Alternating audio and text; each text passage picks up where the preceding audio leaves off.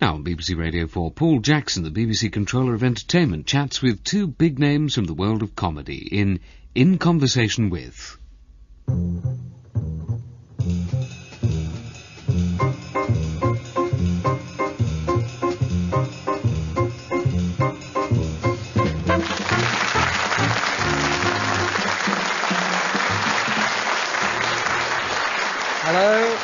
Hello and welcome. Two men known for several appearances on Top of the Pops. Their involvement in a show that has twice been voted, quite simply, the best programme on radio, and stars of their own award-winning TV comedy show. Today, I'm in conversation with Tim Brooke-Taylor and Graeme Garden.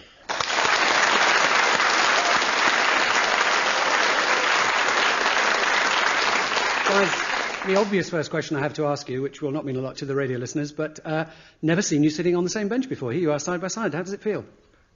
That's true, yes. Yes, we're long-term opponents, aren't we? Yes, really? we are. Yeah. Yes, I'm slightly worried about it. I noticed Graeme grabbed that seat when we did the rehearsal, grabbed the downstage seat. It's a quick getaway seat. I It think. is, yes. That's what it is. Fast exit. OK, so back to Cambridge. Back to Cambridge. Not for you, not for me. Back to Cambridge.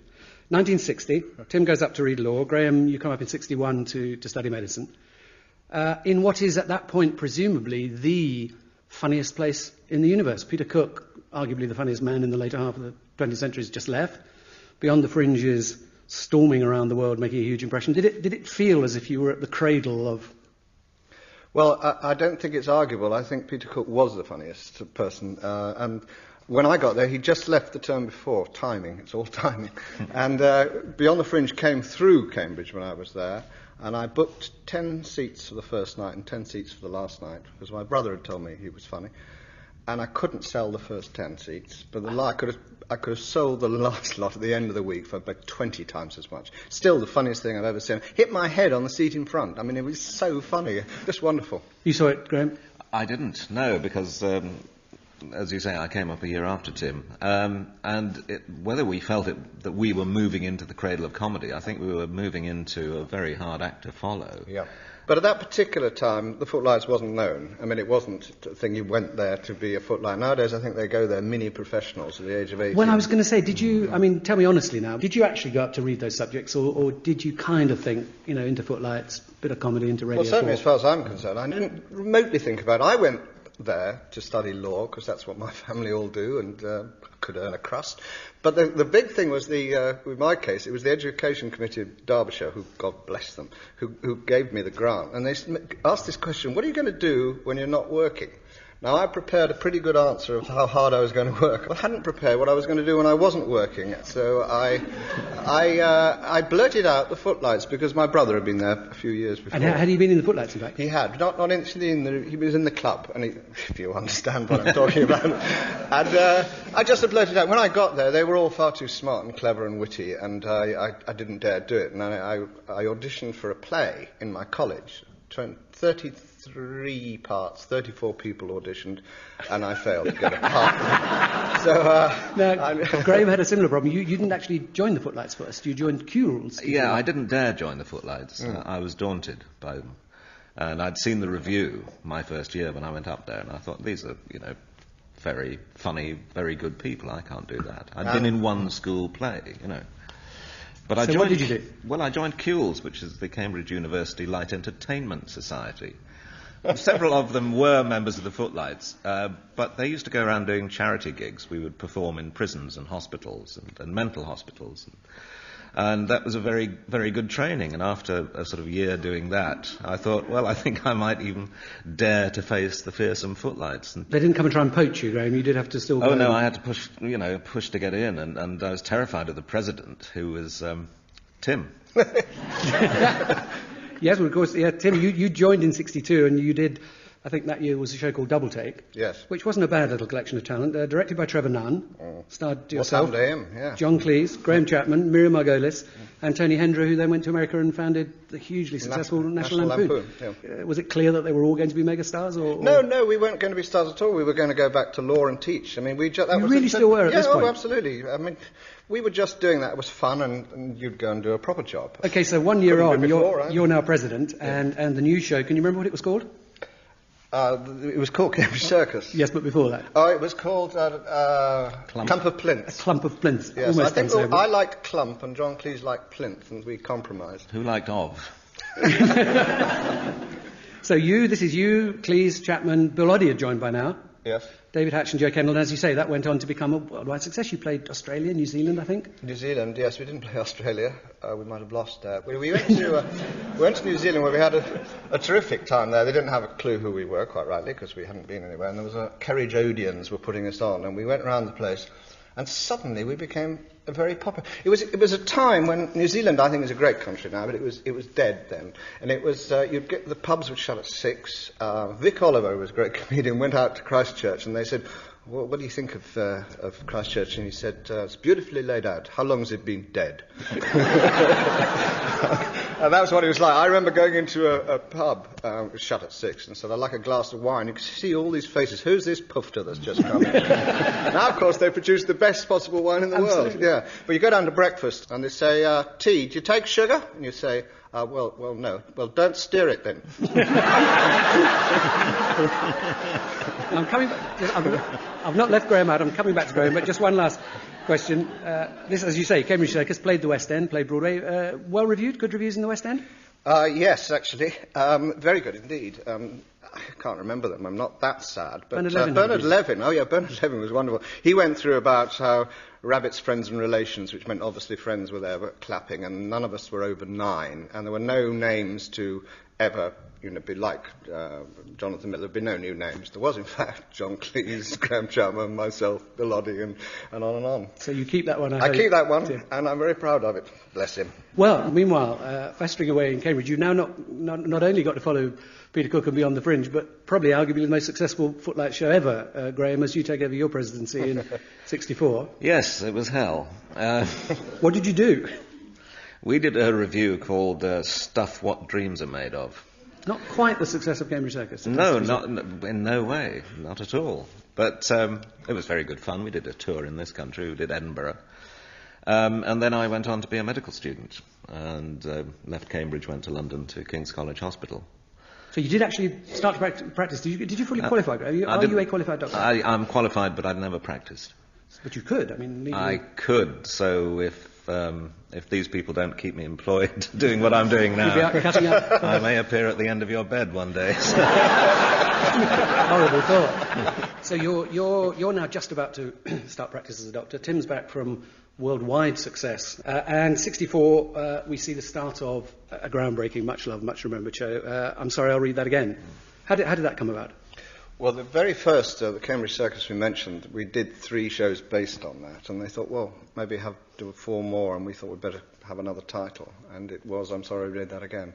And it was basically what we were doing anyway, and allowed to do on radio. Let's have a little listen to Tim. 23 years old he is in this clip. See what you make of this one, Herbie. Oh, it's enchanting. A little playful, perhaps, but not extravagant. No, it has a certain, I don't know what, a certain je ne sais quoi. Now, unless I'm very much mistaken, it's a claret. You are very much mistaken. Of course I am. Of course I'm silly me. Of course it's not a claret. It's not nearly sinful enough for a claret. No, it is in fact a burgundy? Yes, that's it, a burgundy. A very fine, full-bodied red burgundy. A killing little Chambon Musigny. No, it's pretty badly bottled, I'm afraid. So it probably came from the Leblanc vineyard. Poor old Lucien Leblanc, he was past it even in 53. Now, I remember his wife saying, poor old Lucien always bottles so badly because he's always so badly bottled. I nearly died. Beautiful woman. Beautiful woman, his wife, a marvellously full-bodied, mature 38 vintage with a lovely nose. It goes on to turn out the wine actually is a piece of steak. But I don't know, hearing things afterwards is very odd. It is funny because when you see pictures of yourself, when you hear the voice, it's so telling, isn't it? Oh, yeah. I sounded frightened and slightly camp. Never. Never let it be said. Never that series ran through till 73, I think about 8 series. Graeme, when did you join it? I think it was the series after the first series, which was based on Cambridge Circus, and Graeme Chapman had to drop out of the cast because he was doing his not medical studies. I think he was actually practicing then as a houseman, wasn't he? Yes. So I sort of stepped in to take his place, and I was still a medical student, and Humphrey Barclay was producing, or co-producing at the time, and they asked if I would join in and perform and do some writing.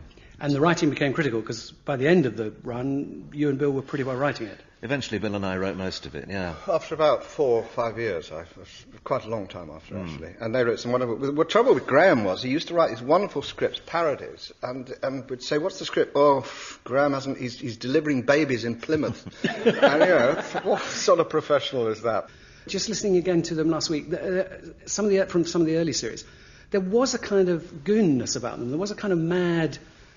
create your own world. I was listening to an investigation of Jack the Ripper, which reminded me very much of Spike. I mean, was that a conscious... And you don't consciously. I was never a huge fan of the Goon Show, I have to say. And then there's some brilliant things. I used to write for Spike in 64 or 5. And the great thing about writing for Spike is that you'd write something beginning, middle, and end, because you didn't put too many jokes in because you didn't like jokes.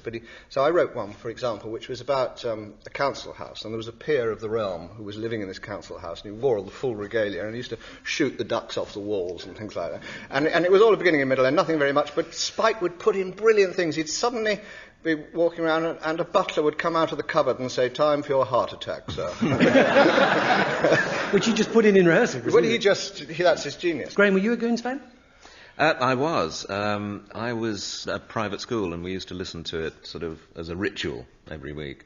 And I think, you know, we were never trying to copy the Goons, but what happens is that you learn what your sense of humour is, you find things funny, and then you work out how they work. That joke works because it's misdirecting the audience in that way, and so you learn how to copy the way that jokes work. Certainly, you listen to later series, you can much more hear pre-echoes of the Goodies rather than back echoes from the Goon Show. What one forgets is very heavy censorship. You could hardly say anything. Of course, things like Round the Horn got filthier and filthier because they weren't allowed to use the word dwarf, so they did Snow White and the Seven Jockeys. Snow White and the Seven Jockeys. They wrote it as that, and it was doubly funny. And ours got filthier and filthier because they kept saying we couldn't do that. And, I think it's a great shame that the censorship is being lightened. Yes, I think Double Entendre is one of the funniest forms of humour, but we were driven to it. I mean, we were driven to it. We used to have a live band on the show, and occasionally you'd have a producer who would cut a joke, and you'd say, "Why are you cutting that joke?" And he'd say, "Because the band laughed." That was the measure. That was it. Yeah, actually, I just want to ask you one more thing about, I'm sorry. Of course, Cleese involved, but one senses even on air a distancing. Was that the truth? Well, not distancing as a person, because I went, at the same time as we were doing this, I was doing at last the 1948 show with him and writing things. In fact, several of the Python sketches came from that. Like, I won my battle. The Four Yorkshiremen, for example, was the 1948 show. And we were going along the same route. I think it's quite possible that I might have been in Python. I just happened to be working with Marty Feldman at the time. This is one of the, I think, one of the most interesting questions, because you know, at this point I was still a very young fan watching it all at home. So how old does that make me feel? I have no idea. I'm very happy to be it. No, and of course, I do remember the 1948 show, because like all those shows, we found it very quickly. And so when Python came later, we kind of almost expected it from that team. But of course, the amazing thing about the last 1948 show, it did have really the essence, the seminal moment of both Python and the Goodies. Yeah. Was it clear even working on, because you did 2 series, I think, in about 67? We did, yes, that's exactly right. And it was one of those things that I was asked to do a series, and I said I can't do it on my own, so I asked John, and then we got Graeme, and then Marty Feldman was working with us. I remember David Frost actually put it on. He said, "No, you can't have Marty, people won't like his eyes." Of course, it was his fortune. But we were doing a lot of it, you know, had come via I'm Sorry and that sort of, it's the way we were working, and our sense of humour was typical and went on from there. But the extraordinary thing was, as you say, people found it very quickly. Went out at 10:30 at night, and suddenly they realised that it was good and put it out at 8. Sadly, half the country never saw it. You can still get a very grainy black and white version of it. Well, I was going to say that it's one of those legendary white shows, isn't it? Well, like Graeme and I did Broaden Your Mind, which is a series I was very fond of. That's been wiped as well. But fortunately in Australia there's some wonderful people who somehow have got a soundtrack of that. So they went their way, you went yours. Where did the Goodies come from? What did somebody ask you? Did you go to them? I think it came through the show that Tim was talking about, Broaden Your Mind. Everybody seemed to be working on things. There was Do Not Adjust Your Set with Eric Idle and Mike Palin, Terry Jones and co. That was an ITV show as well, I think. Yes, it was. And Tim and I were kind of the only two left at a loose end, Well, almost. I was asked to do a series after Marty, and I wanted a chum to do it with, and it was Eric Idle that suggested Graeme. You were sharing a flat or something. We were, yeah. And Bill? Bill came in later as singing a song each week, and then a bit more. And then we were asked after the second series. They liked it, but something slightly different. So we said, OK, we'll go away and write something different.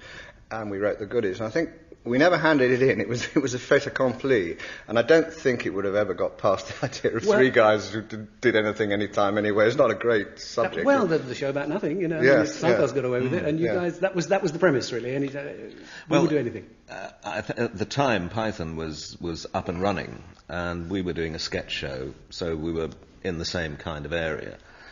If we were going to move in any direction, it would have been closer to what Python was doing. And we thought, well, why don't we do something that is different, i.e. do the same sort of silly humour that we were doing in 4-minute sketches, stretched into a half-hour storyline. It was to avoid the punchline, because Python were brilliant. They just had Graham Chapman coming and say, this is getting silly, let's go and do something else. Yeah. So you guys had to, of course, put the pressure on you to create a punchline. Yes, that's right. And you got around it another way. We got around it another way by having regular characters. From pretty early on, it was a hugely visual show. You're talking about the differences with Python, for all the brilliance of Python, and indeed some of the cartoon creations, but yours was a show that very early on really set new standards, found new boundaries for television visual effects and design and film techniques and so on. Was that something that you got interested in, or was that a reaction to not wanting to be... Well, I know that when... Sorry, Graeme. But I remember at the Footlights, we had a comedy film night, and we were trying to get Buster Keaton's The General, and we got another one, and we were just dumbfounded by this brilliant comedian. I mean, he's modern now. He's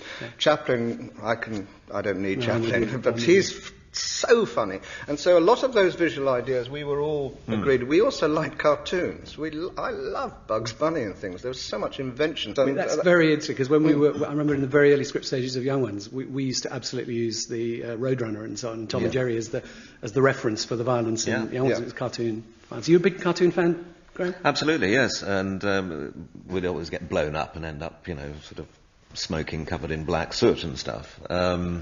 And we actually recreated some of the Buster Keaton stuff, like the house falling on. And he goes through the window. And he goes through the window. But all three of us went through the window. So fairly scary, trying to find the mark on the ground. Where this thing will or not hit you, The nicest thing that people ever say is, you look as if you were enjoying yourself. I can tell you we weren't. It's the most painful... We were always ending up in hospital with things. It was seriously dangerous. Well, we were so stupid. We did it. We didn't get somebody else to do it for us. We did it and hurt ourselves. Sadly, I never worked on the show, but by this time I was at the Beeb, and you knew when the Goodies was in production, because it seemed the whole weight of the BBC used to gear up in the best sense that it was then capable of these huge sets. The whole visual effects department would be given over. You'd be going to get a little mousetrap or something for a Two Ronnie sketch, and the whole place would be full of organs and cannons, and the Goodies were in production again. I'm actually very proud of all that, because actually it was quite cheap. What we did was we sat down. We had a great director, Jim Franklin, who did a storyboard of all the filming thing, and we would sit round a big table with wardrobe, visual effects, etc., and we would work out what was the cheapest, and we'd bargain. And they'd say, well, I'm afraid that joke costs £45. Really? And we'd say, OK, we won't do that, but can we do that? And we worked all this bit about, they just spent money. We worked so hard. By the end of every series, we'd run out of money, so we had to do one in the office with our normal clothes, which were usually the best shows. In fact, you talk about the Young Ones, they were very much Young Ones type shows. It was expensive. It was not extravagant, I think is the point, that we did plan it very carefully so that all the resources appeared on the screen. Yeah. And that's quite important. What people tend to forget is it was a show for 10:30 at night. That's what it was. What happened was that parents saw it and thought, our kids would like that. And then BBC made a big mistake and thought it was a kids' show. A bit like The Simpsons. The BBC still thinks The Simpsons is a kids' show. Kids don't understand The Simpsons. It's far too adult for them. I think that's really interesting as well, because I think you're right. I think the kind of... headline stereotypical thought would be that Python was this dangerous late-night wacky thing, and The Goodies was almost a children's show or an evening show. But in fact, I think it's right in saying that you were banned in South Africa and the Pythons never were. That's right. Well, wait, that's banned in this country. Yeah. You did have censorship problems. Oh, yeah. Terrible censorship problem. But we were, I don't know, I think people who are young when they're young in the 70s will be surprised at how adult the programme is. I mean, I know people come up to me now and say, I saw a Goodies video, and I didn't realise there were 2 levels to it. And I don't wish to overestimate that, but it's, well, as you know, it goes out in Australia, and it goes out 5 days a week, and it's as popular as it ever was. I must say, researching for this, you've got a fantastic Australian website, which I'm sure you guys know about. Absolutely brilliant. And they're all very bright. And Alison Bean. Yes, absolutely. Give her a mention on the radio. Do you know the address offhand for fans? Goodies Rule OK is the actual thing, yes. Just before we leave, Graeme, the writing developed, as you say, I'm sorry, I'll read that again, all of you contributed, but I think it's fair to say that for one reason or another, by the end of the Goodies, again, it was you and it was Graeme and Bill. Yeah. What happened, Tim? Did you opt out, Graeme? Did you just go too quick for him? What happened? We had the pen. No, I think, as you say at the end, it was Bill and I wrote it, Tim in an editorial capacity, if you like. We all used to get together, all 3 of us, for a big sort of day's meeting before writing started, and talk through ideas, and then put 2 unlikely ideas together and think of a way to parody both in the same show. And then Bill and I would go away and write it. And Tim, meanwhile, you were actually performing in other series. Like that, yes. Yeah. They're better writers than me. They write quicker than I do, but I think what was very important was the first bit when we discussed the Ecky Thump one, for example, which is, people haven't seen it, we're all northerners actually, and we thought we'd do the flat caps and all that. Then a bit of Eisenstein film came in somewhere down the line, and then there was Kung Fu, that's right. So you put them together so you can do sketches on each of them, and that's one that... And you'd all sit around the table and generate those ideas? Those ideas, yes. And then you rather cleverly would go off and do a few more free-paying jobs while the boys got on. Well, they got paid for it more than I did. But it was quite useful for me to come in at the end as a sort of, if they're both disagreeing, I could say, well, actually, I prefer that one. The great thing about 3 is that there's always a majority. Yeah. Rumour has it that Spielberg at some point got to see the Goodies and was rather taken. Yes, he did, just before he made 1941. His only flop movie. His only comedy and his only flop. He actually got his secretary to ring us up, and would we be interested in making a Goodies film with him? Well, we hesitated for a nanosecond. It was a wonderful thought. He was late at night watching us in Los Angeles, apparently. Oh, he saw it on cable? Yeah. As far as I'm concerned, it's like getting an award. The idea that Steven Spielberg even thought of making a Goodies is terrific. So, Graeme, meanwhile, with while through the 70s the TV is going extremely well, you dropped I'm Sorry, I'll Read That Again, and substituted it, I suppose, luckily for many of us, with one of the all-time great radio shows. I'm Sorry, I Haven't a Clue. How did that come about? Well, because we were moving into television and writing for television, writing for radio takes as long as writing for television and is paid a great deal less. It's also in many ways much harder. Every bit of it has to be dialogue, and the jokes have to work in a very restricted way. It's brilliant, great fun to do. But we found it was getting very difficult to earn a living and keep writing radio at the same time. So I went to David Hatch and said, why don't we do I'm Sorry, I'll Read That Again without a script? Because I'd been on a sort of panel game, I think, with Giles Brandreth, and thought, this is money for old fruit. You get people who are quite amusing, get them to play a silly game, and just hope that they'll come up with something funny. So he said, all right, we'll try it. And we did a pilot. And Tim will vouch for it in the pub afterwards. We solemnly vowed never again. Too hard or hadn't worked? Terrible experience. Oh. Really? Hum chaired it. I mean, it was. So who was the team on that pilot? Oh, Cleese was that? Cleese, Bill Oddie, you Joe and Kendall me. was in. David Hatch, who had been in I'm Sorry, that again, was producing that. Yeah, and he thought it was rubbish and took it to head of Radio 4, Tony Whitby, and said, I'm afraid this is no good. And Tony Whitby said, I like it, we'll have it on. And so you were stuffed? Yes. Now, where did Hump, who cast Hump? Because, of course, Hump has probably become you, wasn't it? Well, I used to go to see David Hatch as we I sent in a sort of presentation of what I thought the show ought to be, and the kind of rounds, some of which we still play. A lot of them have grown up over the years since then. And we talked about casting the chairman, and eventually between us we settled on Humphrey Lyttelton, who I think might have been David's idea. I mean, even then... Brilliant, but unexpected, but clever casting. But he was a great broadcaster already, doing his jazz shows and things, and also a very witty, dry character, and I was delighted with the idea of that. And Barry Cryer. And between them, they hosted, I think, the first so Barry was a host in the early days? He was the chair, alternating with Humph, Known, I suppose, as the antidote to panel games. Let's just remind ourselves why. It's the quickfire buzzer round now, teams. This needs little explanation from me, except to say that it's on the buzzer as ever, and it's quickfire. So Samantha's ready at the scoreboard, where, as usual, it'll be 1 point each or one away, otherwise it goes to the other side if not. So, fingers on buzzers. And Tim got his finger on the buzzer there first. 1 point, Tim.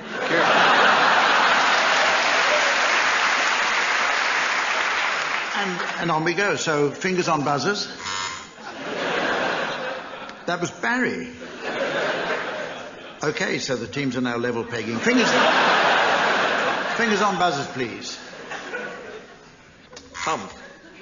I don't know who that was. Is there something missing in this round? Only Humph could make that possible. Has it changed a lot over the years? Has it, we know small personnel changes, but as a show, has it changed? Yes, it has. It's changed a great deal. Thanks. We have a very good producer, John Naismith, who is young and says, no, we can't do that. You did that last time. And then we have to come up with new ideas for rounds each time. We miss Willie Rushton, of course, enormously. I have to ask you one question, guys. What are the rules of Mornington Crescent? Oh, for goodness sake. How old are you? I sit there every week trying to... Basic rules are very simple, but what we try and get a bit more advanced, obviously, otherwise it gets a bit boring if you just play the basic game. So we play the Masters game. Yeah. Thank you for that answer. Yeah. Graeme, of course, you've now moved on to capture a whole new audience with a new television departure in If I Ruled the World. How did that come about? Did you invited to partake? Yes, I was asked, and it seemed like a fun idea. What I find quite scary about it is that you get a bunch of comedians and put them in suits and get them to tell lies for half an hour, and they all look like politicians. No effort required. Whereas comedy is accepted, or comedians are accepted to be liars, it's slightly worrying when... Tim, I think you went on the first series. Yes, I did. So you know the rules. So let me ask you, assuming that you did rule the world, what would be your first policy? I think repeating the goodies. No surprise there. Tim?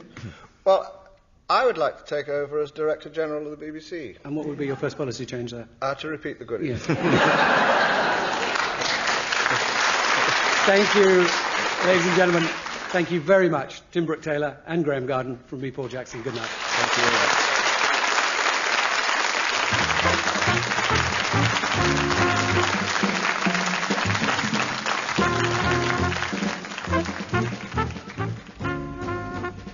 In Conversation With was produced by Joe Clegg. The guest next week is Ben Elton.